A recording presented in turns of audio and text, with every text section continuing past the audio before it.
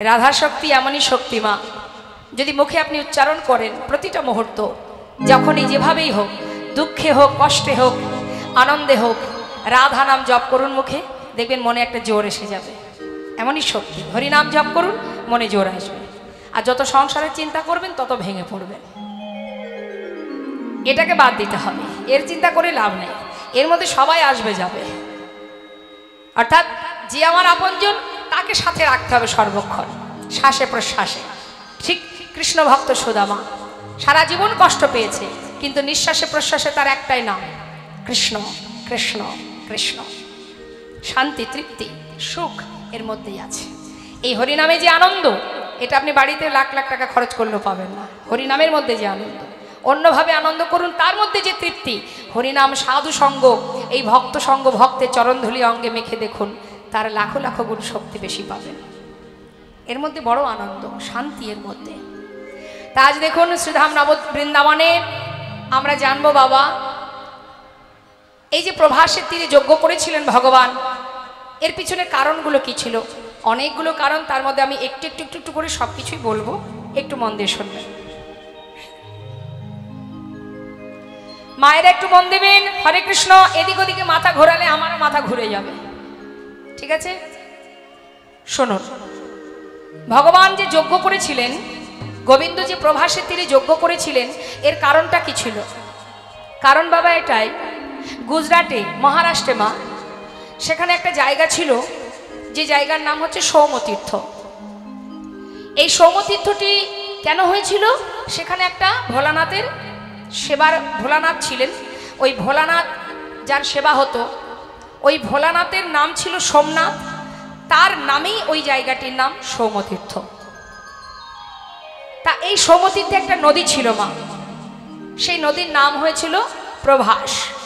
তা কি করে হলো শুনুন তাহলে।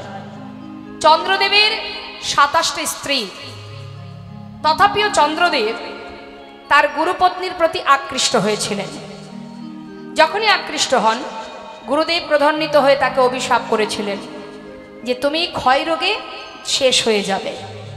অভিশাপ, একটা একটা করে কলা তোমার ক্ষয় হতে হতে একদিন তোমার এই 16 কলা শেষ হয়ে যাবে।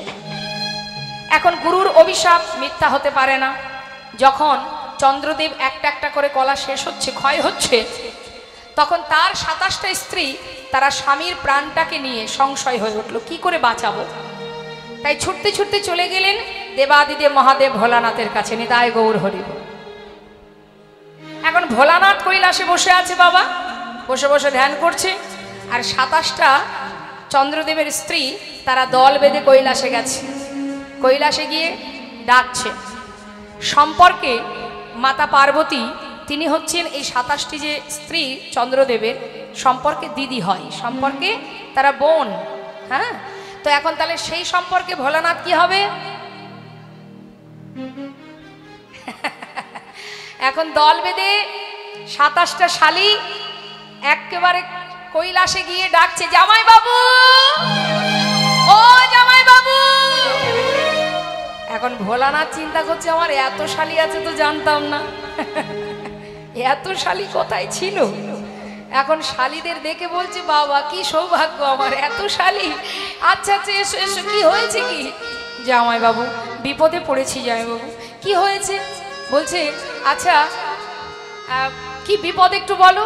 বলছে, আমাদের স্বামী যে কিনা গুরুপত্নীর প্রতি আকৃষ্ট হওয়াতে গুরুদেবের অভিশাপে সে শেষ হতে চলেছে, কি করে প্রাণ বাঁচাবো তার একবার বিধান দিন আমাদের। তখন ভোলানাথ বলছিল, যতই হোক সম্পর্কে তোমরা আমার শালী হও, একটা তো উপায় আমাকে দিতেই হবে, আমি যেহেতু জামাই বাবু হই। তা কি উপায়? বলছে, তোমার স্বামীর যদি একটা কলাও বেঁচে থাকে, আমার মস্তকে যে জটা, তার মধ্যে গঙ্গা বাঁধা আছে, এই গঙ্গা হচ্ছে অভিশাপরূপ। এর মধ্যে যদি কেউ থাকে, তার জীবনে যত পাপ, যত অভিশাপই থাকুক না, কোনোটাই কাজে লাগবে না। মানে বাবা, ওই ওয়াটারপ্রুফ দেখেছেন তো, বৃষ্টি হলে রেইনকোট যেগুলো আমরা পরি, যদি রেইনকোটটা পরি বৃষ্টি গায়ে লাগে না? হ্যাঁ, এটাও তাই, এটা হচ্ছে অভিশাপরূপ। এর মধ্যে থাকলে আর কোনো কিছুই গায়ে লাগবে না। তাড়াতাড়ি করে একটা কলা বেঁচেছিল, সেটা কি করলো? ওই ভোলানাথের জটার গঙ্গার মধ্যে সেটাকে রেখে দিল। দেখেছেন তো ভোলানাথের মাথায় একটা কলা আছে চাঁদের? হ্যাঁ, এবার বললেন তাহলে এখন কি করা যায়? বললো তোমরা এক কাজ করো, তোমার স্বামীর একটা কলা আমার এই জটার মধ্যে রইল, আর তোমরা সবাই গিয়ে তোমাদের গুরুদেবের কাছে গিয়ে হত্যে দাও, কি করে স্বামীর প্রাণ ফিরে পাবে। পরামর্শ নিয়ে চললেন গুরুদেবের কাছে। গুরুদেবের কাছে গিয়ে যখনই সবাই মিলে কাকুতি মিনতি করতে লাগলেন মা, গুরুদেব বললেন দেখো তোমাদের প্রতি আমার কোনো ক্ষোভ নেই, কিন্তু যে অপরাধ তোমার স্বামী করেছে তার উপযুক্ত অভিশাপ আমি দিয়েছি, এখন তো আর কিছু করার নেই। যদি একটা কলাও বেঁচে থাকতো আমি তাহলে কোনো না কোনো একটা উপায় বের করতাম। বলছে গুরুদেব আপনি উপায় তো বলুন, তারপরে যা হবে হবে। যেই না বলেছে তখন গুরুদেব বললেন একটা কলাও যদি বেঁচে থাকে সেটাকে নিয়ে যদি ওই সৌমতীর্থের যে নদী, ওই নদীতে স্নান করাতে পারো তবেই তোমার পতির পুনরায় আবার জ্যোতি ফিরে পাবেন। তাই গৌর হরি বল। বিলম্ব না করে সেই একটা কলা নিয়ে ওই যে সৌমতীর্থে যে নদী মা, নদীতে গিয়ে যেই না স্নান করালো আবার পুনরায় পূর্ণ জ্যোতি ফিরে পেল। তাই গৌর হরি বল। সেই সময় তাকে আশীর্বাদ করলেন যে আমি যেহেতু পুনরায় আবার নতুনভাবে সুন্দরভাবে নিজের জ্যোতি ফিরে পেয়েছি, আজ থেকে তোমার নাম প্রভাস। নেতায় গৌর হরি বল। প্রভা যুক্ত আশ, অর্থাৎ প্রভা মানে জ্যোতি, আশ মানে ফিরে পাওয়া। নতুন করে আবার আমি নিজের জ্যোতি ফিরে পেলাম, আজ থেকে তোমায় আমি নাম দিলাম প্রভাস। এই যে আশীর্বাদ পেল মা, এবার কি হলো দেখুন। ওই প্রভাসের তীরে মণিবরেরা সবাই খেলা করছিল, ছোট ছোট মণিপুত্ররা খেলা করতে করতে তার মধ্যে এক পুত্র যার নাম চিত্রাঙ্গদা, সেই চিত্রাঙ্গদার পিপাসা পায়। তখন সে কি করেছে, ওই প্রভাসে গেছে জল পান করতে। আর যেই জল পান করতে গেছে সঙ্গে সঙ্গে প্রভাসের জলে যে কুমির ছিল তাকে ধরে নিয়ে জলের ভিতরে নিয়ে গিয়ে তাকে খেয়ে ফেলে। অন্যান্য মণিপুত্ররা গিয়ে তার পিতাকে জানায় যে মণিবর আপনার পুত্রকে ওই প্রভাসের জলের মধ্যে সে মারা গেছে। যেই না বলেছে সঙ্গে সঙ্গে সেই মণিবর এসে বলে উঠলেন, রে প্রভাস তোর এত বড় স্পর্ধা, আমার সন্তানকে তুই প্রাণে মেরেছিস। প্রভাস করজোড়ে বললেন আমি কোনো অপরাধ করিনি। বললেন তুই এত বড় পাপ করেছিস কেন, তুই আমার সন্তানকে মেরে ফেলেছিস। আমি তোকে অভিশাপ দিলাম, আমি এই অভিশাপ তোকে দিলাম যে তোর বক্ষে কোনো জলই আর থাকবে না। কুকুর বিড়ালে যারা তোর বক্ষের উপরে মলমূত্র ত্যাগ করবে সবাই তোকে ঘৃণা করবে। সঙ্গে সঙ্গে প্রভাস নিজ মূর্তি ধারণ করে বলে উঠলেন, মণিবর এ অভিশাপ আপনি আমাকে দেবেন না, ফিরিয়ে নিন, আমি তো কোনো অপরাধ করিনি। মণিবর আমার বক্ষে যে কুমির বাস করে সে আপনার সন্তানকে প্রাণে মেরেছে, আপনি আমার অভিশাপ ফিরিয়ে নিন। তখন মণিবর বললেন বেশ, তাই যদি হয়, অভিশাপ যখন দিয়েছি মণিবাক্য লঙ্ঘন হবে না, তবে আমি তোমাকে এও আশীর্বাদ করে দিলাম যেদিন তোমারই এই বক্ষের জল নিয়ে অনাদি আদি গোবিন্দ রাধারানীর চরণ ধৌত করবে সেই দিনই তুমি উদ্ধার হবে, তার আগে নয়। নেতায় গৌর হরি বল। তাই মাগো সেই যে অভিশাপ খণ্ডন করবার জন্য ভগবানের এই লীলা প্রভাসের তীরে।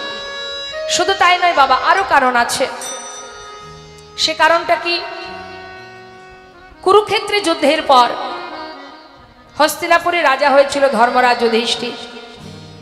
রাজা হবার পর ভগবান কৃষ্ণচন্দ্র কুন্তি পিসিমার কাছ থেকে বিদায় নিয়ে যুধিষ্ঠিরকে রাজা করে মনের আনন্দে যখন ঘর থেকে বাহির হয়ে রথে করে চলে যাচ্ছে, পিছন থেকে আর এক মা চিৎকার করে ডেকে উঠেছিল, মাধব মাধব মাধব একটু দাঁড়াও, একটু দাঁড়াও মাধব, একটাবার আমার দিকে তাকিয়ে দেখো, চেয়ে দেখো, একবার পিছন ফিরে চেয়ে দেখো, আমি কে চিনতে পারছো আমায়? শতপুত্র হারা জননী আমি, মাতা গান্ধারী। সর্বস্ব কেড়ে নিয়েছো তুমি। দেখো মাধব, একটা বংশে বাতি দেওয়ারও সন্তান তুমি রাখোনি। মাধব এগুলো সবই তোমার জন্য হয়েছে, তুমি করেছো। তুমি যদি না চাইতে এ যুদ্ধ হতো না। তুমি আমার কুরুবংশ ধ্বংস করে দিয়েছো, তাই আজ আমি তোমায় অভিশাপ দিলাম। যেমন তুমি আমার কুরুবংশ ধ্বংস করেছো, তেমন শতপুত্র হারা জননী আমি তোমায় অভিশাপ দিচ্ছি। আমি সুবল কন্যা তোমার ওই যদুবংশ বংশ ধ্বংস হয়ে যাবে, একটা বাতিও রইবে না তোমার বংশে বাতি দেবার জন্য। তোমারও মৃত্যু হবে নিম্ন বৃক্ষে, তুমি জানতেও পারবে না, ব্যাদের হাতে তোমার মৃত্যু হবে। সমস্ত রাজ্যের, হস্তিনাপুরী রাজ্যের সকলে বলে উঠলেন, মা এ তুমি কি অভিশাপ করলে মা, অভিশাপ ফিরিয়ে নাও মা, তুমি মাধবকে অভিশাপ করো না মা। মাতা গান্ধারী কৃষ্ণকে জড়িয়ে ধরে বললেন, মাধব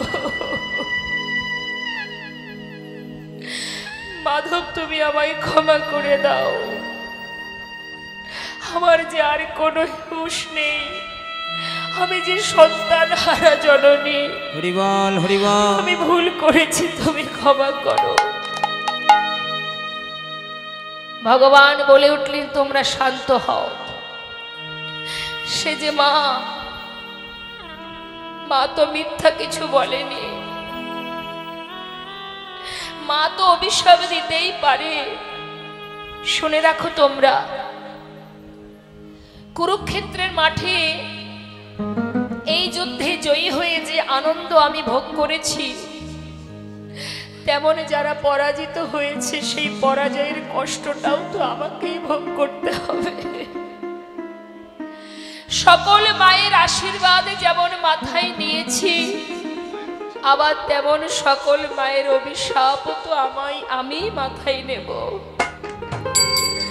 তাই যে মা সন্তান হারা, সে যে অভিশাপ আমায় করেছে, আমি মাথা পেতে নিলাম। মা তোমার বাক্যই সত্য হবে মা, তোমার বাক্যই সত্য হবে। মাতা গান্ধারী কৃষ্ণকে জড়িয়ে ধরে কাঁদছে, ক্ষমা করো কৃষ্ণ, ক্ষমা করো। হরিবল। মা তুমি ভুল কিছু বলনি মা, আমি তোমার অভিশাপ মাথায় করে নিলাম, এটা আমার আশীর্বাদ। বাবা, সেই যদুবংশের পুত্র, 56 কোটি যদুবংশ, তারা যখন একটু একটু করে বড় হয়ে গেল মা, তাদের মধ্যে একটি ছেলে যার নাম ছিল শাম্ভ। এই শাম্ভ একটু মেয়েদের মতো দেখতে, তাই আর সমস্ত শিশুরা তাকে সুন্দর করে শাড়ি পরিয়ে পেটের উপরে একটা কড়া বেঁধে বনে যে সকল মুনিরা ধ্যান করে সেইখানে গেছে। গিয়ে বলছে, ও মুনিবা, তোমরা তো যুগ যুগ ধরে ধ্যান তপস্যা করো, বলতে পারো এর পেটে কে জন্মাবে? মুনিরা কিন্তু সবই বুঝতে পারছে মা। মুনিবর বলছে, বালক তোমরা চলে যাও, আমাদের এই সাধনায় বিঘ্ন ঘটিও না, যাও তোমরা চলে যাও বলছি। কেন যাব? তোমরা না সাধনায় বসে আছো, বলতে পারবে না এর পেটে কে হবে? কেমন সাধনা তোমার, বলো দেখি কে আছে এর পেটে, কে জন্মাবে এর পেটে? বারবার বলাতেই তখন মুনিবর বলে উঠলেন, তবে শোন তোরা, ভালো করে শুনে নে, এর গর্ভে যে জন্মগ্রহণ করবে তার হাত দিয়েই তোদের 56 কোটি যদুবংশ ধ্বংস হয়ে যাবে। তাই গৌর হরি বল। এই কথা শোনা মাত্রই সমস্ত শিশুরা তারা ছুটতে ছুটতে গোবিন্দের কাছে এসে বলে, পিতা মুনিবর অভিশাপ দিয়েছে, কি করব এখন? আর ওই যে কড়াটা বেঁধেছিল বাবা পেটে, সেটা একটা ফাল হয়ে প্রসব হয়ে গেল। তাই গৌর হরি বল। সেই ফালটা নিয়ে যখন গোবিন্দের কাছে গেল, ভগবান বলে উঠলেন, তোমরা দেরি না করে এই ফালটা নিয়ে ওই নদীর ধারে যে পাথর আছে, পাথরে ঘষে ঘষে ওটাকে শেষ করে দাও। তারা দেরি না করে ওই নদীর ধারে গিয়ে পাথরে ঘষতে শুরু করলেন। যত ঘষছে তত ফেনা বাহির হচ্ছে, আর ওই ফেনাগুলো যত নদীর ধার বরাবর যাচ্ছে তত নল খাগড়ার গাছ তৈরি হচ্ছে। এবার যখন অবশিষ্ট একটুখানি বাকি আছে, সেটাকে কি করেছে, জলের মধ্যে ছুঁড়ে ফেলে দিয়েছে। আর এদিকে মা ধীবর গেছে মাছ ধরতে, ওই যে ফালটা সঙ্গে সঙ্গে যখনই ছুঁড়ে ফেলে দিয়েছে, ওই ছোট্ট ফাল সেটা এক মাছ খেয়ে ফেলেছে। সেই মাছটি হলো রাঘব বোয়াল। এদিকে ধীবরেরা যেই মাছ ধরতে গেছে, জালের মধ্যে মাছটাকে পেয়ে সে তারা তীরে তুলে নিয়ে যেই কর্তন করেছে, ওই ছোট ফালটা পেটের থেকে বেরিয়ে এসেছে। তাড়াতাড়ি করে কি করবে, ফাল নিয়ে ধীবররা কি করবে, সেটাকে ছুঁড়ে বনের মধ্যে ফেলে দিয়েছে। আর ওই ফালটা পেয়েছে কে? ওই ফালটা পেয়েছে বাবা জরা নামের এক ব্যাধ। হরি বল। এই জরা নামের ব্যাধটাকে ইনি হচ্ছেন মা ত্রেতা যুগে প্রভু রাম অবতারে বালিপুত্র অঙ্গদ। বিনা যুদ্ধে প্রভু রামচন্দ্র বিনা যুদ্ধে বালিকে হত্যা করেছিল পিছন থেকে তীর ভেদ করে। তাই অঙ্গদ কিন্তু জানতো না যে তার পিতাকে কে হত্যা করেছে। প্রভু রামচন্দ্র যখন মা সীতাকে উদ্ধার করতে যান, বিভিন্নভাবে অঙ্গদ প্রভুকে সাহায্য করেছিল। তাই প্রভু সন্তুষ্ট হয়ে বলেছিল, অঙ্গদ তুমি সীতাকে উদ্ধারের জন্য যে উপকার করেছো আমাকে, আমি তাতে সন্তুষ্ট। তাই আজকে আমার ইচ্ছা আমি তোমায় বর দেব, তুমি বর চেয়ে নাও। অঙ্গদ বলেছিল, প্রভু যদি বর দিতে হয় তবে এই বরই দাও, যে আমার পিতাকে প্রাণে মেরেছে বিনা যুদ্ধে পিছন থেকে তীর মেরে, আমিও যেন তাকে তীর ভেদ করে প্রাণে মারতে পারিনি। তাই গৌর হরি বল হরি।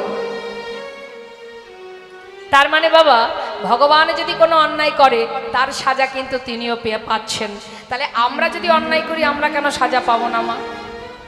আমরা জানতেও অপরাধ করছি, না জেনেও অপরাধ করছি। জানবেন একটা কথা, আপনি জেনে শুনে যদি কোনো অন্যায় করেন তাতে যেমন পাপ হবে, আবার না জেনে করলেও তাতে পাপ। পাপ পাপই, অপরাধ অপরাধ। সেটা জেনেই করুন আর না জেনেই করুন, অপরাধ কখনো বৃথা হবে না। যেভাবেই করো না কেন, আমি যদি এখন কারেন্টে হাত দিই ভুল করে না জেনে, কারেন্ট আমাকে ক্ষমা করবে? করবে না তো। আমি তো না জেনে করেছি। অনেকে বলে না জেনে বিষ খেলেও নাকি হজম হয়ে যায়। ভুল কথা। যার যেটা ক্রিয়া সে দেখা দেবেই দেবে। নেতায় গৌর হরি বল। তাই এবার কি হলো, ওই যে জরা নামের ব্যাধ, মানে ওই যে অঙ্গদ, ওই অঙ্গদই কিন্তু বাবা বালিপুত্র অঙ্গদ, সেই কিন্তু হয়েছিল এই দাপরে জরা নামের ব্যাধ। রামচন্দ্র প্রভু বলেছিলেন যে অঙ্গদ, যে বর তুমি চেয়েছো, তুমি তীর ভেদ করে তোমার পিতার হত্যাকারীকে তুমি মারবে, তাতেই সন্তুষ্ট আমি, তাই হবে। তাই বাবা ওই যে ব্যাধ মানে জরা নামের ব্যাধ, উনি হচ্ছেন সেই অঙ্গদ। বনের ভেতরে পাখি মারতো, পথে যেতে যেতে যেতে যেতে বনের ভেতরে যেই না ওই ফালটা পেয়েছে সেটাকে তীরের আগায় বিঁধে রেখেছে। কেন? পাখি মারতে সুবিধা হবে। হরি বল। আর ভগবান নিম্ন বৃক্ষের ডালে ছিলেন, চরণটা দুলছিল, সে কিন্তু জানতো না যে এটা ভগবান। তার চরণ তলটা দেখে ভেবেছে কোনো মাছরাঙা পাখি, যেই না তীর ভেদ করেছে ভগবান ভূমিতে পতিত হয়েছে। নিতাই গৌর হরি বল হরি বল। এটাই ছিল কারণ। আর ওই 56 কোটি যদুবংশ তারা ওই প্রভাসের তীরে, তারা ওই যজ্ঞের মধ্যে দিয়ে নদীর ধারে গিয়ে প্রথমে তাদের মধ্যে হবে কথা কাটাকাটি, তারপরে হবে হাতাহাতি। হাতাহাতি করতে করতে যখন পাশে দেখবে নলখাগড়ার গাছ আছে, ওই নলখাগড়ার গাছ নিয়ে যে যাকে আঘাত করবে সেই সঙ্গে সঙ্গে ভূমিতে পতিত হবে, মারা যাবে। এইভাবে 56 কোটি যদুবংশ ধ্বংস হবে। সবই পরিকল্পনা হয়ে গেল মা। এবার ভগবান আমার করুণাময়, তিনি ভক্তের বাঞ্ছা পূরণের জন্য লীলা করতে শুরু করলেন। চলে গেলেন তিনি বৃন্দাবন ছেড়ে দ্বারকায়। দ্বারকায় গিয়ে তিনি রাজা হয়ে বসে রইলেন। আর এদিকে বৃন্দাবনের কি অবস্থা একটু জানতে হবে মা, মন দিয়ে শোনো। বৃন্দাবনের কি অবস্থা? হরে কৃষ্ণ। গল্প কিন্তু আমিও কম জানি না, গল্প আমিও জানি, কিন্তু আমাকে যেমন এখানে গল্প করতে আনা হয়নি। গল্প যেটা হবে সেটা গোবিন্দের জন্য, গোবিন্দের গল্প। তাই যখন যেটা তখন সেটা করতে হবে। কথা বললেই মুশকিল, একদম কথা বলা যাবে না। ভালো না লাগলেও শুনতে হবে, যেহেতু সামনে বসে আছেন। কি বাবা, এখন স্টুডেন্ট যদি স্কুলে বসে পড়াশোনা না করে শুধু এর সাথে গল্প করে, টিচার কি করে? ধরে মারবে তো। আমি তো আর সেটা করব না, করজোড়ে বলবো শান্ত হন। কেন? এটাতে আপনারই মঙ্গল, আমার তাতে কিছু আসে যায় না। মন দিয়ে শুনুন। কত কষ্ট করে এসেছেন আপনারা, পায়ে হেঁটে, ছোট ছোট গাড়ি রিজার্ভ করে, বিভিন্নভাবে আপনারা এসেছেন। কেন গল্প করবেন? গল্পের সময় তো অনেক পাওয়া যাবে। কি মা, হ্যাঁ, এই সময়টা কি সব সময় পাওয়া যাবে? আবার তো 1 বছর অপেক্ষা করতে হবে। সেই পর্যন্ত আপনিও নাও থাকতে পারেন, আমিও না থাকতে পারি, বলা যায়। হ্যাঁ, তাহলে যখন নামের মধ্যে ডুবে আছি মনটা নামের মধ্যেই ডুবিয়ে দিন, ভালো লাগবে, শান্তি পাবেন, তৃপ্তি পাবেন, কথা বলবেন না। এবার দেখুন মা, ভগবান কৃষ্ণ তিনি চলে গেছেন দ্বারকায়, গিয়ে রাজা হয়ে বসে আছেন। আর এদিকে আমি খুব সহজভাবে আপনাদেরকে বোঝাচ্ছি, একটু মন দিলেই ভালো লাগবে। শ্রীমতী রাধারানী সখী বেষ্টিত হয়ে বৃন্দাবনে কৃষ্ণ সখে সবাই শোকাহত, যে যেমন করে গোবিন্দকে ভালোবাসে। গোটা বৃন্দাবন বিরহের তাপ, সকলেই কাঁদছে কৃষ্ণকে হারিয়ে। মা যশোমতী ক্ষণে চৈতন্য ক্ষণে অচৈতন্য হয়ে পড়ছে। রাখালগণ বনে যায় না, গাবিগণ তৃণ সেবা করে না। শ্রীমতী রাধারানী সখী বেষ্টিত হয়ে বধূর জন্য পথে পথে কাঁদে, প্রাণনাথ প্রাণনাথ বলে। আজ মহাজন বর্ণনা দিচ্ছে আমাদের প্রেমময়ী রাধারানীর তার কি অবস্থা দেখো। শ্রীমতী রাধারানী গোবিন্দকে এমন ভাবে ভালোবাসতেন মা, সে সর্বদাই গোবিন্দের কাছে এটাই চাইতো, বধূ গো তুমি যেখানে যাবে যাও। যখন গোবিন্দ মথুরায় চলে যাচ্ছে, গোবিন্দ বলছে রাধে আমায় ক্ষমা করো, আমি মথুরায় চলে যাচ্ছি, তুমি আমায় ক্ষমা করে দাও। রাধারানী বলছে বধূ তুমি মথুরায় যাবে, যাও, তাতে কি আছে, যাচ্ছ যাও। রাধে আমার এই বাঁশিটা আমি তোমায় দিয়ে যাচ্ছি, এটা দিয়ে কি হবে বধূ, যখন আমার কথা মনে পড়বে তখন এই বাঁশিটা বাজাবে, নিতাই গৌর হরি বল। আর বাঁশি বাজালেই আমি চলে আসব। শ্রীমতী রাধারানী বললেন বধূ তাহলে বোধহয় বাঁশি আর আমার বাজানো হলো না। কেন? বলে তুমি যে কথাটা বললে যখন আমার মনে পড়বে তখন আমি বাঁশি বাজাবো, তো বধূ গো এখানে মনে পড়ার সময়টা কোথায়, অহরহই তো তুমি আমার মনের মধ্যেই আছো, তাহলে আর বাঁশি আলাদা করে বাজানোর সময় কোথায়? আমি তো মন থেকে তাক তোমাকে ভুলবই না, তাহলে আর বাঁশি বাজানোর দরকার হবে না, নিতাই গৌর হরি বল। তুমি আমার চোখের সামনে দিয়ে চলে যাচ্ছ, মন থেকে তো যেতে পারবে না। তাই বধূ তুমি যেখানে থাকো যেমন থাকো আমার কোনো দুঃখ নেই, শুধু তোমার কাছে একটা নিবেদন, তুমি আমাকে ভালোবাসো বা না বাসো আমি যেন তোমায় ভালোবাসতে পারি। হরি বল। তাই আজ আমার রাধারানী বধূকে ভালোবেসে বধূর জন্য কি করছে মা, মাটির উপরে মৃত্তিকার উপরে চোখের জলে মাটিটাকে ভিজিয়ে সুন্দর করে, দেখুন কত সুন্দর ভজন, সুন্দর করে বধূর চিত্র অঙ্কন করছে, ছবি আঁকছে বধূর। কেমন ভাবে আঁকছে একটু মন দিতে হবে পদাবলিতে। কি বলছে, কৃষ্ণ কৃষ্ণ বলি কাঁদে বাহু তোলি, মরমে দারুণ ব্যথা গো। কৃষ্ণ কৃষ্ণ বলি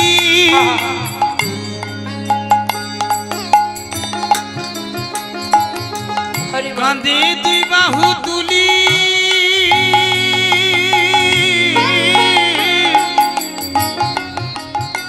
ওই না মরমে দারুণ ব্যথা। অগ মৃত্তিকায় পারে মূরতি আঁকিয়া, কহে তার সনে কথা, মৃত্তিকার উপরে দেখো মূরতি আঁকিয়া, কহে তার সনে কথা। বলে একবার বধূ তুমি কথা বলো, বলে একবার বধূ তুমি কথা বলো। কাকে বলছে মা? ওই যে ছবিটা এঁকেছে না, ছবি আঁকছে আর ডাকছে বধূ গো ফিরে আসো কিবা, নাইবা আসো,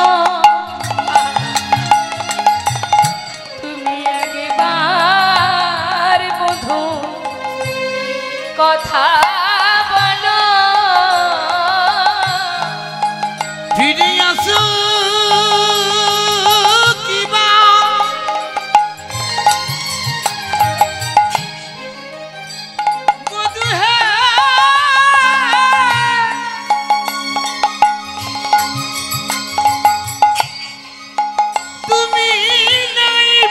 আসো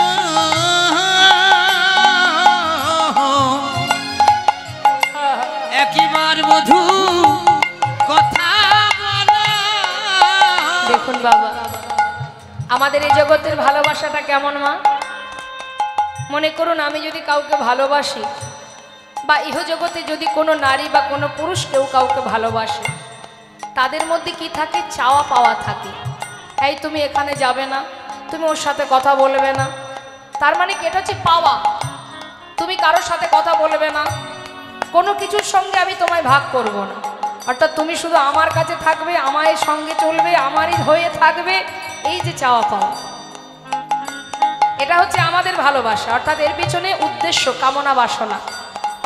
আর রাধারানীর ভালোবাসাটা, ভালোবাসো কিবা নাইবা বাসো, তুমি একবার বধূ কথা বলো, ভালোবাসো কিনা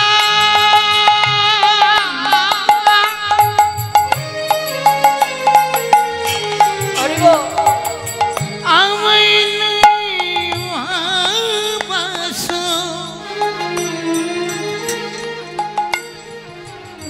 বধূ একবার কথা বলো, ফিরে আসো কিবা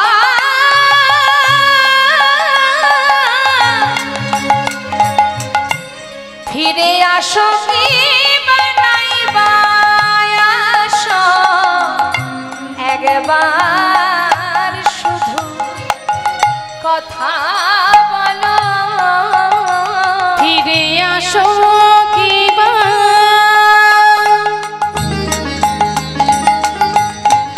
হরিব নাইবা আসো,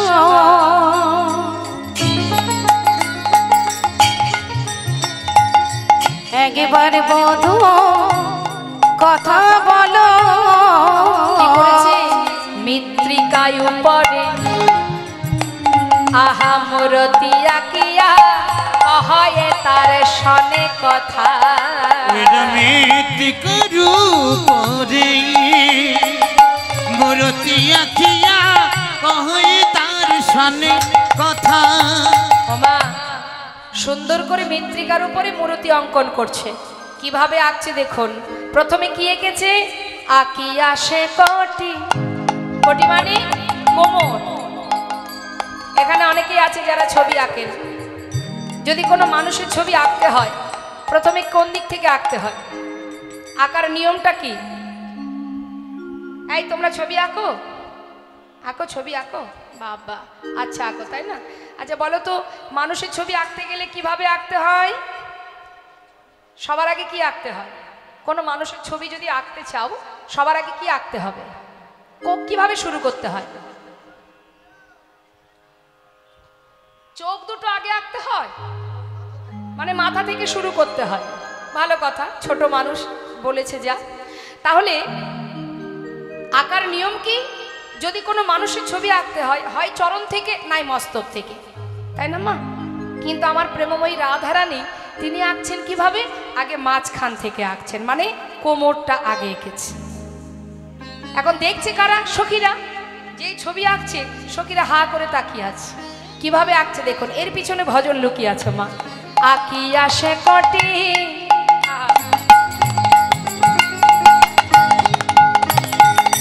পরাই ঘটি, কত না যতন করি, আমার প্রেমময়ী রাধে রাধে রাধে রাধে।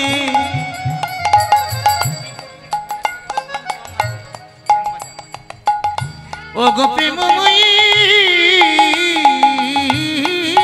রাধে,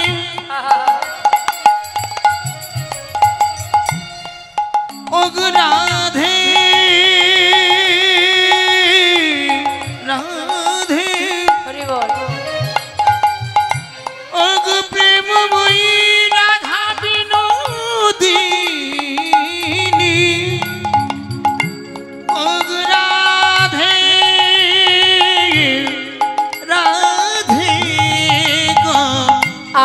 আসে কটি পরাই ঘটি, কত না যতন করি, আবার নাভি সরোবর আখিল তার পর, কত না যতন করে। নাভি সরোবর দেখো আঁকিল তার পর, কত না যত্ন করে। যেই না মা আগে কোমরটা এঁকেছে, তার উপরে সুন্দর করে আবার বস্ত্র পরিয়ে দিয়েছে, নাভি সরোবর অঙ্কন করেছে। সখীরা এবার ধরেছে রাধারানীকে, এই রাজনন্দিনী, বলি তোর হলোটা কি বল দেখি, তোর কি মাথা খারাপ হয়ে গেল? কিরে, আরে বাবা, গুরু ধরে চিত্র অঙ্কন শিখেছিস, সব ভুলে গেছিস? এইভাবে কেউ চিত্র অঙ্কন করে? কিরে, কি হয়েছে কি তোর? শ্রীমতী রাধারানী বলেছে, সখীরে, না না, আমি চিত্র অঙ্কন ভুলি নাই। বলিসনি? তাহলে এইভাবে কেউ আঁকে?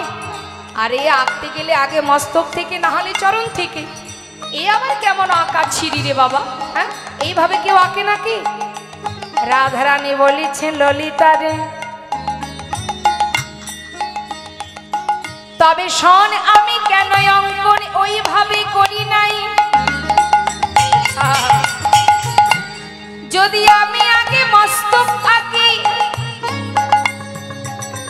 আমার পরাণ বধূর জোড়া ভরু বাঁকা নয়ন,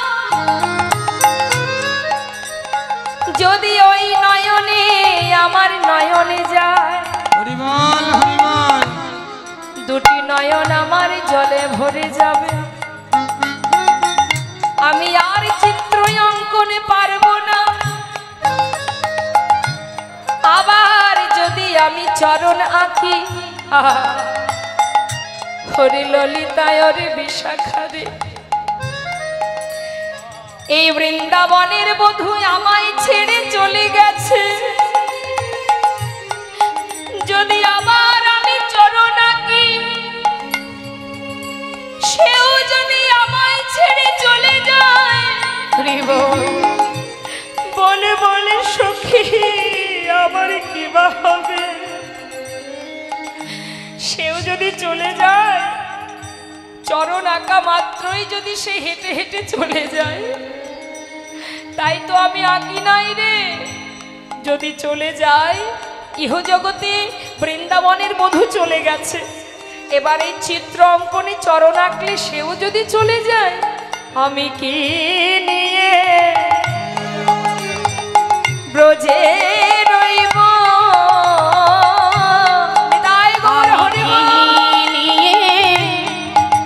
বলো ব্রজে রইব, চিত্র অঙ্কনে চরণে যদি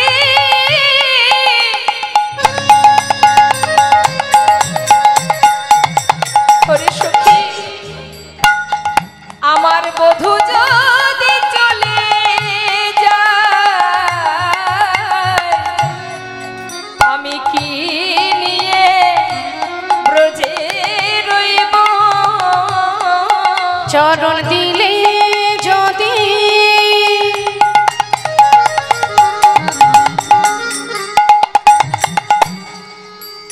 যায় গো চলে, বলো কি নিয়ে ব্রজে রইব? চরণ দিলে যদি যাই গো চলে, সখী কেমন করে বেঁচে রইব? চরণ দিলে যদি যায় গো চলে, আমি কেমন করি, আমি কেমন করি বেঁচে রাবো? যদি চলে যাই, আমি কি নিয়ে বুঝে যাবো?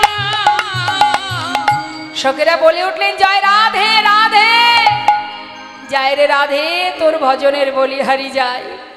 হ্যারে রায়, আঁকা দেখি সুন্দর করে অঙ্কন কর, দেখি তুই কিভাবে আঁকিস। এবার রাধারানী কি করেছে মা, কোমরটা আগে এঁকেছে, নাভি কমলটা এঁকেছে, এবার একে একে উপরে উঠছে বাবা। এবার কি এঁকেছে দেখুন, বাহু দুটি আঁকি, ছলো ছলো আঁকি, বাঁশিটি দিল সেই করে বহু দুটি আঁখি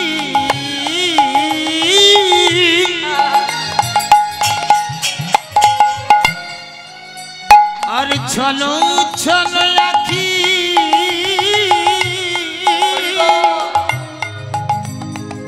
বাঁশিটি দিল সেই করে। মা সুন্দর করে হাত দুটো এঁকে তাতে আবার বাঁশিটা এঁকে দিয়েছে বাবা। বাঁশিটা এঁকে দেওয়া মাত্রই তার বধূর কাছে বলছে, বধূ গো, ও বধূ, তেমনি করে একবার বাজাও বাঁশি, তেমনি করে একবার বাজাও বাঁশি, যে বাঁশির শুনে আমি পাগলিনি, অগো তেমনি করে বাজাও বাঁশি। ওই বাঁশি হ্যাঁ, হরি বল। শুনে হরি বল, হরি আমি পাগলিনি, তেমনি করে বাজাও বাঁশি, যে বাঁশি শুনে আমি পাগলিনি, অগো তেমনি করে বাজাও বাঁশি। শুনে পাগলিনী, তেমনি করে বাজাও শুনি, শুনে পাগলিনী, তেমনি করে বাজাও যে শুনি, বাঁশি শুনে পাগলিনী, তেমনি করে বাজাও বাঁশি। কণ্ঠ কুম্ভকে বা অনুপম শোভা আঁকিল পরে পরে, কণ্ঠ কুম্ভ কিবা অনুপম শোভা আঁকিল তার পরে পরে। কি আঁকলো মা? হাত দুটো আঁকলো, কণ্ঠটা আঁকলো, বাকি রইল এবার বদনটা। যেই না সুন্দর করে বদন এঁকেছে বাবা, বদন আঁকা মাত্রই ওই বদনের উপরে রাধারানী নিজের বদনটা রেখেছে। রেখে কি করছে? মুখে মুখ দিয়া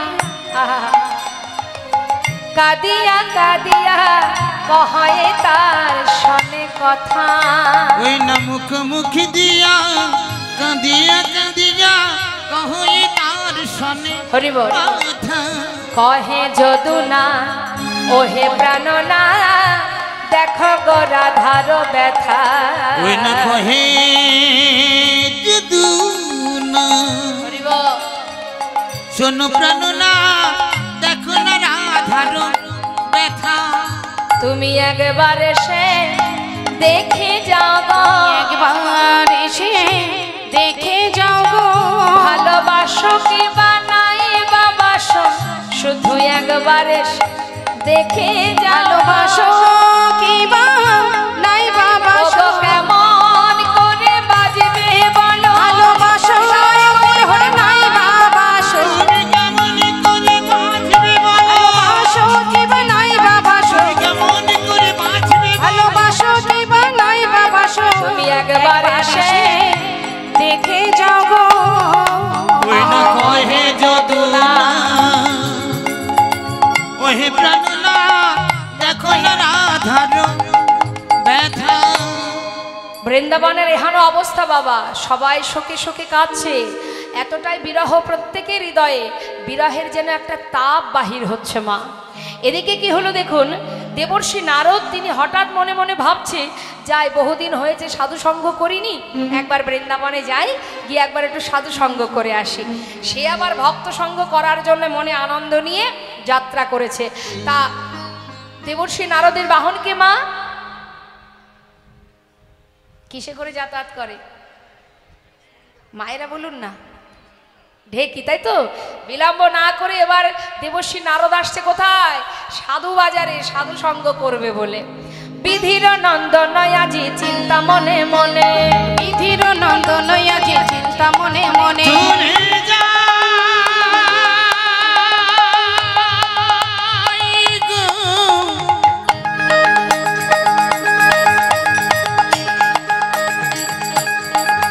নারদ ঋষি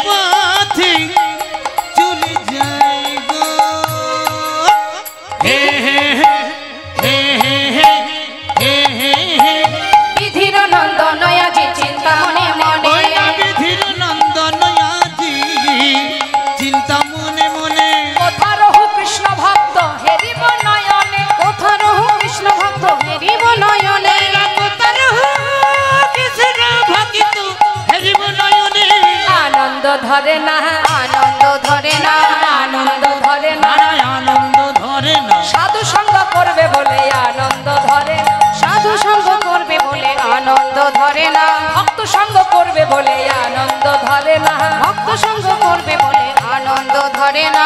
বাবা মনের আনন্দে যাচ্ছে, যাচ্ছে কিসে করে মা?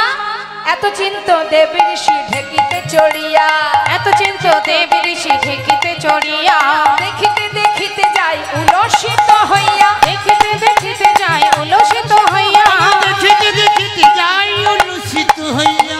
এখন ঢেকিতে চড়ে আসছে বাবা, আর দেখতে দেখতে যাচ্ছে কোথায় পাবো সাধু সঙ্গ, কোথায় যাব কোথায় যাব, চারিদিকে দেখতে দেখতে যাচ্ছে।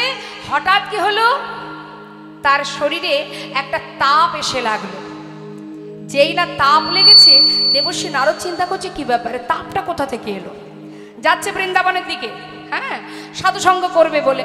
যত বৃন্দাবনের দিকে এগিয়ে যাচ্ছে তত যেন একটা তাপ এসে তার গায়ে লাগছে। হরি বল। মহাজন বললেন দেখো, তপ্তদর্শী দেবী ঋষি চারিপানে চায়, তপ্তদর্শী দেবী ঋষি চারিপানে যায়, চারিপানে কোথা হতে তাপ আসি লাগে মোহর গায়ে, কোথা হতে তাপ আসি লাগে মোর গায়ে, চিন্তা করছে কোথা থেকে তাপ আসি লাগে মোর গায়ে, আমার গায়ে তাপ লাগছে কেন, এটা কিসের তাপ? হরি বল। তাপ দেখুন বাবা, সে আগুন জ্বললে একটা তাপ আসে, আর এটা হচ্ছে বিরহের আগুন জ্বলছে। সেখান থেকে বৃন্দাবন থেকে সকলের যে শোক দুঃখ যে বিরহ, সেই তাপ লেগেছে দেবর্ষী নারদের। দেবর্ষী নারদ বৃন্দাবনে পৌঁছে সকলের চোখে জল, সকলে বিরহে এমনভাবে কাঁদছে। তাই না দেখে দেবর্ষী চিন্তা করছে, এতদিন ভেবেছিলাম যে আমি বোধহয় বড় ভক্ত, এখন দেখছি গোটা বৃন্দাবনে আমার থেকে বেশি ভালোবাসে ব্রজবাসীরা। তার অহংকার ছিল যে আমি বেশি ভালোবাসি, কিন্তু এ কি দেখছি আমি বৃন্দাবনে, এ আমি দেখছি কি সবাই কৃষ্ণ কৃষ্ণ করে পাগলের মতো ধুলাই গড়াগড়ি দিচ্ছে। হে গোবিন্দ, আর তুমি কিনা দ্বারকায় গিয়ে রাজা হয়ে বসে আছো, সবাইকে কাঁদাচ্ছ। তুমি কি ভেবেছো তুমি এইভাবে সকলকে কাঁদাচ্ছ? তোমার যে অপরাধ হচ্ছে। আমি দেবর্ষী নারদ, এত সহজে আমি মানব না। আজ তোমার একদিন আমার একদিন। সবাই বলে আমি নাকি গন্ডগোলের গোসাই, কি গো মা বলে না? দেখবেন বাড়িতে বাড়িতে ঝগড়া বাঁধলে সকলের মুখে একটা কথা, নারদ নারদ বলে না? হ্যাঁ, দেখবেন ঝগড়া বাঁধলে নারদের দোষ হয়। তা বাবা নারদ বলছে সবাই বলে আমি নাকি গন্ডগোলের গোসাই, আজ একটা হেস্ত নেস্ত করে আমি ছাড়বো। তুমি গিয়ে দ্বারকায় রাজা হয়ে বসে থাকবে রাজরানীদের নিয়ে, আর গোটা বৃন্দাবন তোমার জন্য কাঁদবে, তা আমি আর হতে দেব না। আজ আমি দেখবো তুমি কত বড় রাজা। নিতাই গৌর হরি বল। দেবর্ষী নারদ বিলম্ব না করে এবার বৃন্দাবনে সকলের এখনো দশা দেখে চললেন এবার দ্বারকায়। হরিবল হরিবল। তা দ্বারকায় যাচ্ছে, সাথে আছে কি বীণা। হ্যাঁ, তাই বীণাকে বলছে তুই প্রতিদিন প্রভুর নাম করিস, আজ আর প্রভুর নাম করবি না। যে প্রভু সবাইকে কাঁদায় তার নাম ছেড়ে দে, করবি না ওই নাম। আজ থেকে রাধা নাম গাইবি। বল বল যন্ত্র রাধা নামে মন্ত্র, বল বল যন্ত্র রাধা নামে মন্ত্র, যাগ যজ্ঞ ব্রত পূজা কিছু নাহি বল বল যন্ত্র রাধা নাম মন্ত্র, বল বল যন্ত্র রাধা নামে মন্ত্র, আজ জাগি জগবত পূজা কিছু নাহি। বল বল বীণে রাধা নামে বীণে, বল বল বিনে রাধা নাম বিনে, এ ত্রিভুবনে কিছু নাহি বল বল যন্ত্র রাধা নামে মন্ত্র, বল বল যন্ত্র রাধা নাম মন্ত্র, যার যোগ ব্রত পূজা কিছু নাহি আর, সুরধ্বনির তীরে আজ গৌর কৃষ্ণ দেখো নাম যজ্ঞ করবে বলে আনন্দে বিভোর। প্রভু আমার আনন্দে বিভোর। আজ নদিয়ার চাঁদ গৌর সুন্দর সুরধ্বনির তীরে হরিনাম যজ্ঞ করবে বলে স্থির করলেন বাবা। তা প্রভু আমার নাম যজ্ঞ করছে, যে নাম যজ্ঞ আজ আমরা ঘরে ঘরে আস্বাদন করি, তাই তো বিভিন্ন জায়গাতেই আমরা এই নাম যজ্ঞের মধ্যে, এই হরিনাম যজ্ঞের মধ্যে আমরা সবাই দেখছি, আনন্দ করছি। ঘরে ঘরে হরিনাম যজ্ঞ হচ্ছে। মহাপ্রভু তিনিও এই যজ্ঞ করে জগৎজীবকে শিক্ষা দিয়ে গেছেন। তা তিনি যে হরিনাম যজ্ঞ করবেন, কেন কেন করবেন? তিনি যজ্ঞ করে জীবকে বুঝিয়ে দিলেন কেমন ভাবে হরিনাম যজ্ঞ করতে হয়। আর এই যে হরিনাম, শাস্ত্রে বললেন জগতে যত রকমের ব্রত আছে সমস্ত ব্রতের আলাদা আলাদা ফল আছে। যেমন মনে করুন দান করা, যে কোনো ব্রত করা, যজ্ঞ করা, শক্তি সাধনা, সৌর সাধনা, কেউ মায়ের পূজা করে, কেউ শিবকে ভালোবাসে, কেউ আবার গণেশকে ভালোবাসে, কেউ সৌর অর্থাৎ সূর্যকে, সূর্যদেবকে ভালোবাসে। এক একজনের এক একটা আরাধনা আছে, সাধনা আছে। তো প্রত্যেকটা ব্রতের আলাদা আলাদা ফল আছে, পুণ্য আছে। কিন্তু শাস্ত্রে বলছেন দান ব্রত তপতীর্থ ক্ষেত্রাদি নাঞ্ছা যা স্থিতা শক্তয় দেব মহাতং সর্বপাপহর শোভা রাজস্বী অশ্বমেধানং জ্ঞান আধ্যাত্ম বস্তন আকৃষ্ট হরিনাম স্থপিত শেষ নামেশ। দান করো, ব্রত করো, তুমি যজ্ঞ করো, শক্তি সাধনা করো, তুমি যাই করো না কেন, ধ্যান করো, সমস্ত কর্মের যে ফল এক হরিনাম করলে সমস্ত রকমের ফল একসঙ্গে লাভ করা যায় না। তাই গৌর হরি বল হরি। অর্থাৎ হরিনামের মধ্যে আমি সব রকমের উপকার পাচ্ছি, সব রকমের ফল পাচ্ছি। এক হরিনাম যদি করা যায়, যত রকমের ব্রত আছে সব ব্রতের আলাদা আলাদা ফল আমি এক হরিনামের মধ্যেই একসাথে সব লাভ করতে পারবো। কলিযুগে নাম ছাড়া নাহি আর ধর্ম, সর্বধর্ম সার নামে শাস্ত্র মর্ম। হরিবল। যত প্রকারের ধর্ম আছে সমস্ত ধর্মের সার হলো হরিনাম, এই মহামন্ত্র। এই হরিনামই হচ্ছে কলিযুগের শ্রেষ্ঠ ধর্ম। তুমি যেদিকে যাও, যে পথে যাও, যাকে ভালোবাসো, যাকে অবলম্বন করো, তোমার জীবনে নাম ছাড়া উদ্ধারের আর কোনো রাস্তা নেই। নিতাই গৌর হরিবল। হরিবল। তাই বাবা আজ আমার গৌর হরি তিনি জীবের দ্বারে দ্বারে এই ধর্ম প্রচারের জন্য, নাম প্রচারের জন্য আজ তিনি স্থির করলেন আমি যজ্ঞ করব। নিতাই গৌর হরিবল। তা মা, যজ্ঞ করার পিছনে কারণ কি? যজ্ঞের নিয়মাবলী কি? যজ্ঞ করতে গেলে কিভাবে করতে হয় দেখুন আজ কি সুন্দর বুঝিয়ে দিচ্ছেন মহাপ্রভু। মহাজন পদাবলীতে বলছেন যে গৌরহরি যজ্ঞ করবেন বলে তিনি কি করলেন, একটা যজ্ঞ করতে গেলে তার তো একটা আলোচনা থাকে কিভাবে করতে হবে, কি কি দরকার, সেই পরামর্শগুলো কে দেয়? যদি কারোর কুলগুরু থাকে আমরা গুরুর কাছে গিয়ে পরামর্শ নেই যে গুরুদেব যজ্ঞ করব ঘরে, কিভাবে করব, আপনি বিধান দিন। হরিবল। তা আমার গৌর সুন্দর তিনিও যজ্ঞ করবেন সুরধ্বনি গঙ্গার তীরে। এখন তিনি পরামর্শ করছেন, মানে আলোচনা নিচ্ছেন কার কাছে? না তার দাদা নিত্যানন্দ প্রভুর কাছে। নিতাই গৌর হরিবল। তাই তো বৈষ্ণব মহাজন বলছেন পদাবলীতে, দাদা নিত্যানন্দ শনে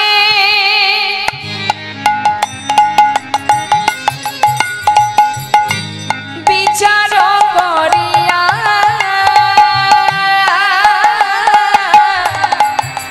ওই না দাদা নিত্যানন্দ সানে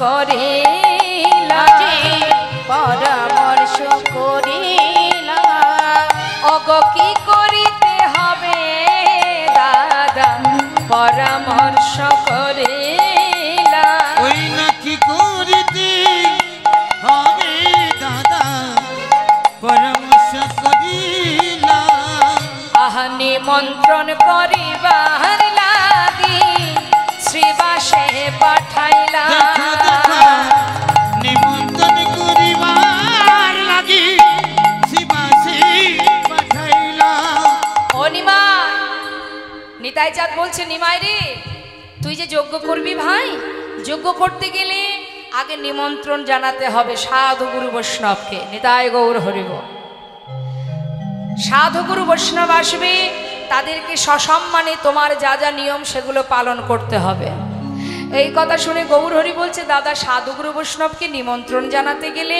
এই নিমন্ত্রণের দায়িত্ব আমি কাকে দেব বলছে কেন একজন তো আছে নবদ্বীপের মাঝে যিনি হলেন শ্রীবাস পণ্ডিত নিতাই গৌর হরি যে নদীয়ার অলি গলি সব চেনে তাকে পাঠিয়ে দেওয়া যাক তা শ্রীবাস পণ্ডিতকে যেই না ডেকেছে শ্রীবাস পণ্ডিতকে নিত্যানন্দ প্রভু বোঝাচ্ছেন শ্রীবাস তুমি যে নিমন্ত্রণ করতে যাবে নিমন্ত্রণের নিয়ম কি জানো মায়েরা বাড়িতে যদি কোনো অনুষ্ঠান করেন ধর্মীয় অনুষ্ঠান বা যে কোনো অনুষ্ঠান নিমন্ত্রণ করেন কি করে আত্মীয় স্বজনকে কিভাবে নিমন্ত্রণ করেন চিঠি দেন চিঠি পাঠান নাকি ফোনে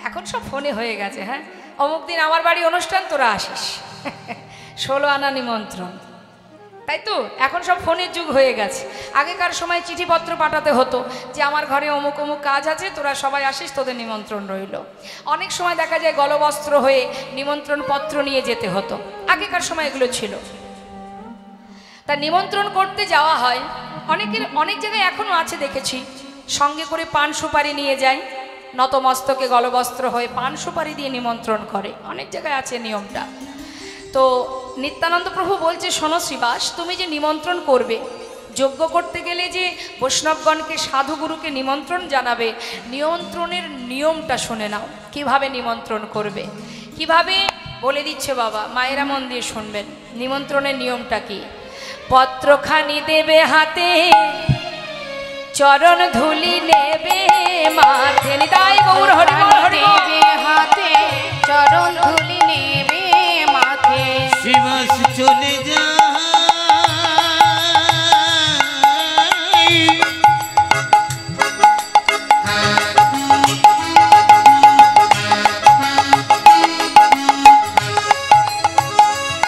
ওই দেখ নদিয়ার পথে পথে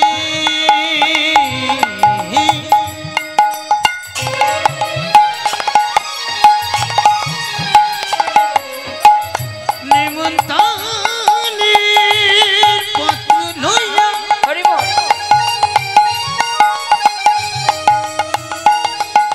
শিবাস চলে যায় গো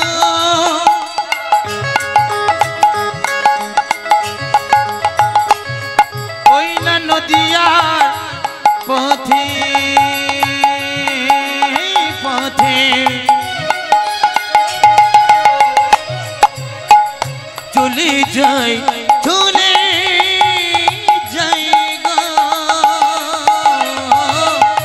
পত্রখানি দেবে হাতে চরণ ধুলি নেবে মাথে নামে যোগে সবাই যেন আসে নামে যোগে সবে যেন আসে হরি নাম যোগে সবাই যেন আসে হরি নাম যোগে সবাই যেন শোনো শোনো করো জোরে বলিবে করো জোরে বলিবে তাদের করো জোরে বলিবে তাদের কর জোরে বলিবে পায়ে ধরে বলিবে আবার করো জোরে বলিবে পায়ে ধরে বলিবে হরি নামে মহাযজ্ঞে পায়ে ধরে নিতাই গৌর হরি হরি হরি মহাযজ্ঞে পায়ে ধরে বলিবে কর জোরে বলিবে নিমন্ত্রণের লাগি দেখো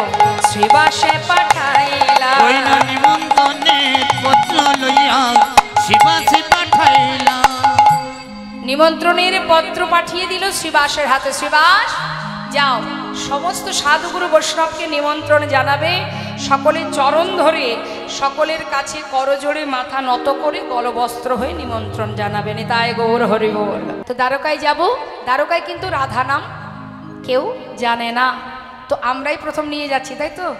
দেবর্ষী নারদ যাচ্ছে বিনা বাজাতে বাজাতে রাধা নাম গাইতে গাইতে। তা চলুন আমরাও গাইব, সবাই মিলে রাধা নাম করব, সবাই গাইব দুহাত তুলে। তুলুন দেখি, সবাই তুলুন, হাত তুলুন দেখি কার কার হাত আছে। ঠাকুমা একটু হাতটা তুলুন। এই তো সময়, সময় চলে গেলে আর পাওয়া যায় না। তুলুন তুলুন, এইটুকু তুললে হবে না, যতটা সম্ভব, হ্যাঁ পুরোটা তুলুন। হাতে তালি দিয়ে সবাই মিলে আমরা রাধা নাম গাইব। রাধে রাধে রাধে রাধে রাধে রাধে রাধে রাধে রাধে রাধে রাধে রাধে বল, বলো রাধে রাধে রাধে রাধে রাধে রাধে বল, রাধে রাধে রাধে রাধে রাধে রাধে বল, রাধে রাধে রাধে রাধে রাধে রাধে বল, রাধে রাধে রাধে রাধে রাধে রাধে বল। জয় জয় গো। পিছনে ভক্তরা হাত তুলছেন না কেন? কাল কিছু বলিনি, আজ আর না বলে ছাড়ছি না, বলেই দিই তাহলে। দেখুন, হাতের মধ্যে আবার ভাগ আছে। কারোর হাত আছে ভগবানের সেবার জন্য, কারোর আবার হাত আছে খুন করার জন্য, মারামারি করার জন্য, কারোর হাত আছে মা বাবাকে ঘর থেকে চুলির মুঠি ধরে বের করে দেওয়ার জন্য, আছে না? তা হাত সেটাই, যে হাত দিয়ে ভগবানের সেবা হয়, যে হাতে সাধুগুরু বৈষ্ণবের সেবা হয়, যে হাতের সেবায় সমাজের কল্যাণ হয়, সেটা হচ্ছে প্রকৃত হাত। তাই সেই হাত যদি আপনাদের থেকে থাকে, কেউ কিন্তু গুটিয়ে রাখবেন না। তুলুন দেখি, যে না তুলবেন জানবো সে হাত ভালো নয়। নিতাই গৌর হরি বল। বাহ। রাধে রাধে রাধে রাধে রাধে রাধে বল, রাধে রাধে রাধে রাধে রাধে রাধে বল, বলো রাধে রাধে রাধে রাধে রাধে রাধে বল, রাধে রাধে রাধে রাধে রাধে রাধে বল, হে রাধে রাধে রাধে রাধে রাধে রাধে বল, রাধে রাধে রাধে রাধে রাধে রাধে বল, বলো রাধে রাধে রাধে রাধে রাধে রাধে বল, রাধে রাধে রাধে রাধে রাধে রাধে বল, রাধে রাধে রাধে রাধে রাধে রাধে বল, রাধে রাধে রাধে রাধে রাধে রাধে বলো রাধে রাধে রাধে রাধে রাধে রাধে বল, রাধে রাধে রাধে রাধে রাধে রাধে বল। হে বৃন্দাবন কি, জোরে জোরে বলবেন, আরো জোরে। ঝগড়া করেছেন কোনোদিন? ঝগড়া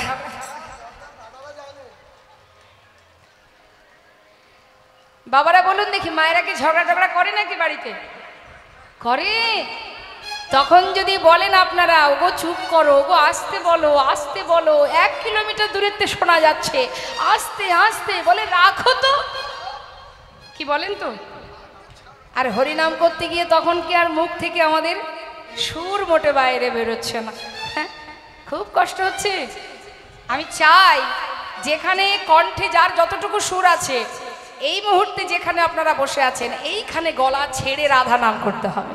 দেখে তুলুন হাত, উচ্চ স্বরে করবে না, বেশ। বৃন্দাবন কি, আমার মনে হচ্ছে আরেকটু জোর হবে, আরেকটু জোর হবে কি? হ্যাঁ, বৃন্দাবন কি। তবে এই তো হয়েছে, আর একটু বাকি আছে, মানে 12 আনা হয়ে গেছে মা, 13, 14, 15, 16, আর 4 আনা বাকি। আর একটু জোরে, এই দেখুন সুরের সঙ্গে যেন মিলে যায়, কেমন? দেখি হাত তুলুন, হাত না তুললে জোর আসবে না। দেখুন আমার বাবাদের গলা লাগে না, দেখুন দেখুন, বাবা গলা ছেড়ে রাধে রাধে। বৃন্দাবন কি, যमुना माई की, राधा कुंड की, श्याम कुंड की, गोविंद कुंड की, विलास कैलाशवन की, मधुबन की, निधुबन की, केशी घाट की, बंशीवाट की, मोहनवन की, माधवीवन की, तम्रवन की, कमलवन की, निधुवन की, भंडीवन की, आगे पीछे दाहिने बाएं, बोल बोल में ऊपर नीचे बोलो राधे राधे राधे राधे राधे राधे राधे राधे राधे राधे राधे राधे बोल राधे राधे राधे राधे राधे राधे बोल राधे राधे राधे राधे राधे राधे बोल राधे राधे राधे राधे राधे राधे बोल राधे राधे राधे राधे राधे राधे बोल राधे राधे राधे राधे राधे राधे बोल राधे राधे राधे राधे राधे राधे बोल राधे राधे राधे राधे राधे बोल। এইভাবে যদি রাধা নামের ঝড় ওঠে দ্বারকায়, বলুন দেখি কে আর স্থির থাকবে? একবারে রাজপ্রাসাদের কাছে এসে দেবর্ষী নারদ বীণা বাজিয়ে রাধা নাম গাইছে, আর যেই না রাধা নাম শুনেছে গোবিন্দ সিংহাসন থেকে ছুটতে ছুটতে নিচে নেমে এসে চিৎকার করে বলছে, ওরে রাধা নামে কেশব